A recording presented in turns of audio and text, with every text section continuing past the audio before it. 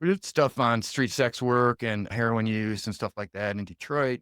I got more interested in what was going on in these neighborhoods because as we were talking more about to people and learning their life stories, they would talk about the neighborhood environment where they come from. I got interested in trying to learn like what are the solutions to all this because and we can catalog the problems all day long and where they came from, which is a lot of what we did in sociology. So the levels of trauma and the structural racism and all this.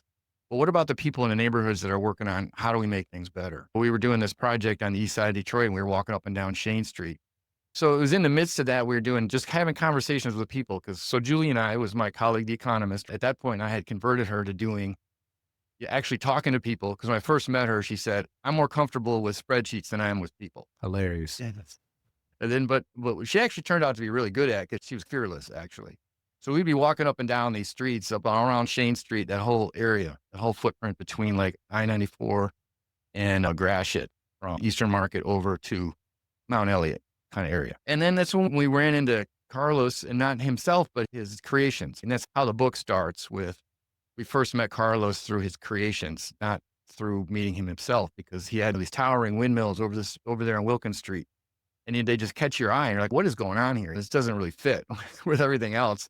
This was before they bulldozed half that neighborhood.